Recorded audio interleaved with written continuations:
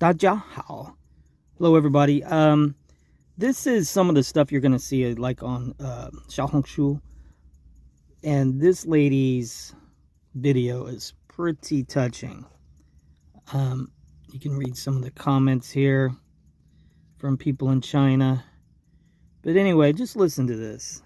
Please stay for this, because I've reached the part in this whole like class consciousness part where I'm just filled with the most impotent rage, and like I'm talking that white hot, I need to sink my teeth into something and scream kind of rage.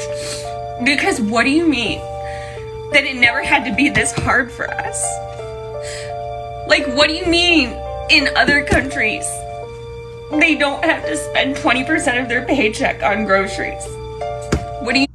Now, what she's talking about here is that, well, let me back up a second. I've been learning Mandarin now for about 2 years. It started about 2 years ago, and I was doing it for work. And I was getting onto certain social media in China, like Chinese actual TikTok, which is called Douyin. I was on that app. You can't get it in an American app store. You have to go to Chinese TikTok and actually download the actual file and manually install it on your phone. And I also been on Xiaohongshu Red Note for probably 6 to 8 months now. And the reason I got on there is because I've been trying to learn Mandarin. But I've known for quite a while that what our media has said in the U.S. and the government, what they've been saying about how life is in China and how China's foreign policy is, and they want to try to portray China as this aggressive upcoming military, you watch. They'll be equating China and President Xi to a certain known German guy from like 70, 80 years ago. You watch, it's coming. But this is what she's talking about. A lot of people are seeing that how out of control our government is, and they're going and actually talking to Chinese people and getting firsthand what's going on over there. That's and how pretty good of a life a lot of Chinese have, while we're over here struggling and can barely afford to eat. That's what she's talking about. Anyway. In other countries, everyone can own homes because they're not paying $2,000 a month in rent, or that their mortgages aren't like... And now I want to bring something, what she's talking about there, $2,000 a month in rent. I talk to people in China. I have done it, because I've been wanting to try to learn Mandarin. I've talked with, especially a lot of women over there. There's a lot of Chinese women that want to, start relationships with Western men. And I would ask them about the cost of living over there. And, $500 a month in rent is common over there. They don't have the poor, struggling life. Some do. I mean, China is a big country. And when you hear people talking about how bad it is in China, and they'll bring up some anecdote about somebody only makes $500 a year. China is huge. I think actually, geographically, I think it's larger than the U.S. But that's the thing. It's all this demonization of another country and bringing up the worst examples in that country. I can bring up very bad examples of the same thing going on here in the U.S., especially certain places like in Alabama or Georgia or West Virginia, where there are white people Caucasian people, not even just, they always try to say poverty's confined to African Americans, that you see that kind of crushing poverty. No, there's a lot of crushing poverty in a lot of rural areas, especially Rust Belt areas, where we used to have a large manufacturing base all in the Rust Belt, that whole central part of the U.S., and our jobs were shipped overseas, right? You can miss me with this nonsense with the media and all these people that are anti-China, always trying to bring up the worst examples of people's financial situation in China. No, when you really start talking to people over there, you see how much we are being lied to. And there's a reason for that. Anyway, let's continue. Their entire paycheck. What do you mean that people in China work one job and they don't even work 40 hours and they can easily afford their life? And then I'm over here working 60 hours a week, just me as a single parent, to like barely make ends meet. And I'm penny pinching every single second. And like, there's so much of life that my kid misses out on and that I miss out on because of money and like work and no social support net. And you mean to tell me that it didn't? And we can't even talk about the dating and relationships dynamic between men and women here in the West. She's probably a single mom. That's a whole nother story. Anyway, let's continue. Have to be like this. They keep us in these chains on purpose, and it never had to be like this. Yep, and she's right, and that's why probably this video will be shadow banned, if not removed, on YouTube after I post it. So you may want to check my Rumble account afterwards. Did everything right. I went to college.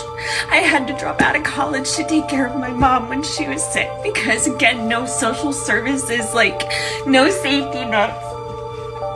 My dad worked his whole life and died and left everything to my mom. My mom was disabled and she lived on credit, and like she barely made ends meet, and she did everything she was supposed to, and I did everything I was supposed to, and it just keeps getting worse. It was never supposed to be like this, and I'm so angry that it is. Because what do you mean? I've spent so much of my life working so hard to scrape by. And it's going to get worse, too.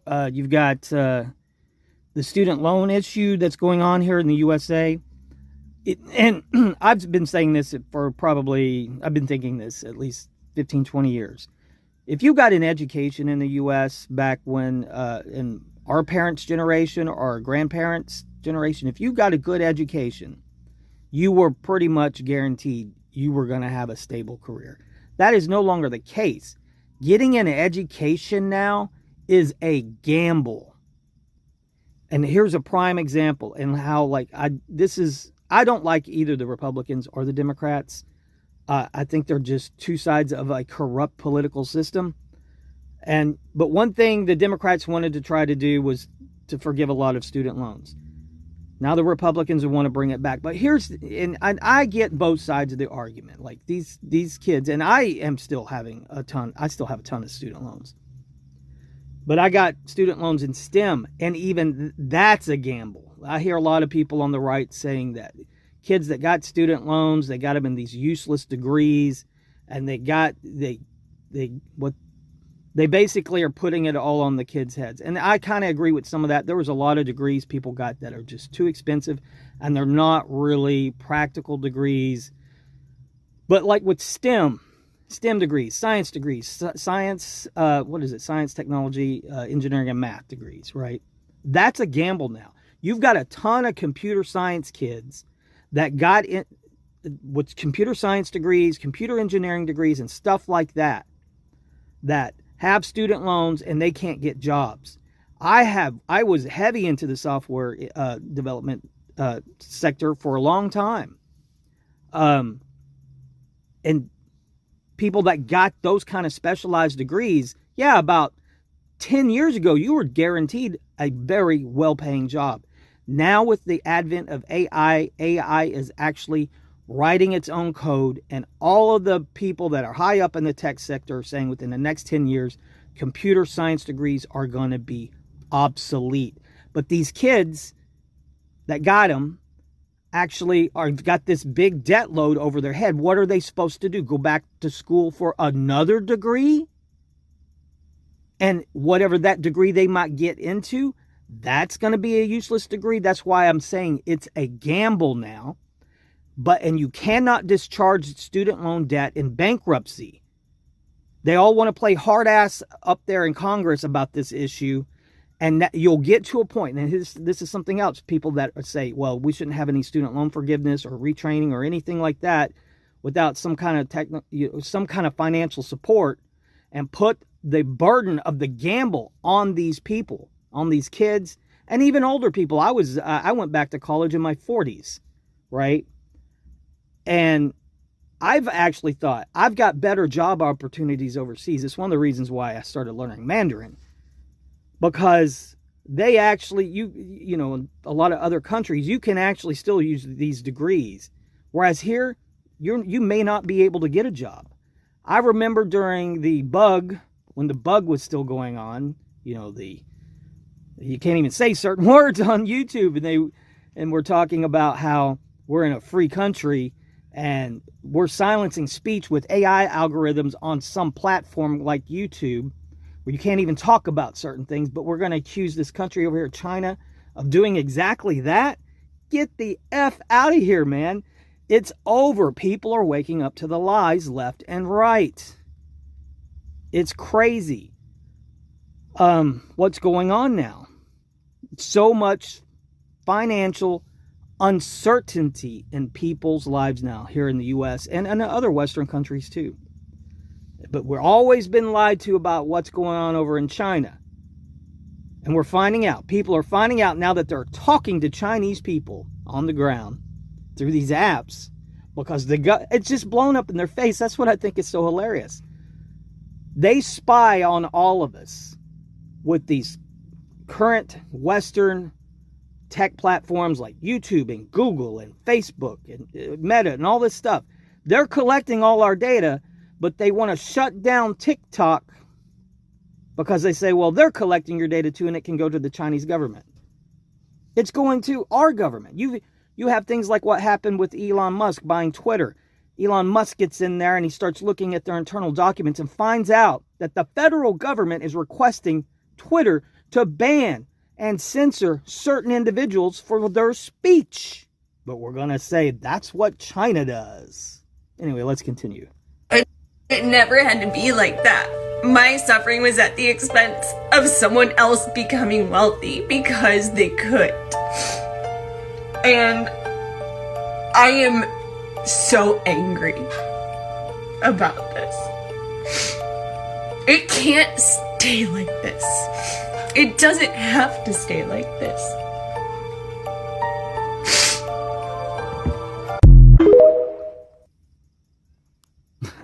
That was on TikTok.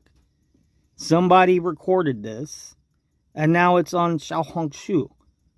One of the Chinese users over there was posting this, reposting this lady's TikTok video over there on Xiaohongshu. I just think it's hilarious. The government is a bunch of control freaks, the U.S. government, and banning an app because they say it's an adversarial nation collecting our data. They banned this app here. I can go to Douyin, which is the Chinese version of TikTok. I've had an account over there for almost 2 years now. And I can still get on Chinese TikTok, but I can't download it in an app store like Google Play Store or Apple's iPhone store, whatever they call it over there in Apple. No, yeah, I had to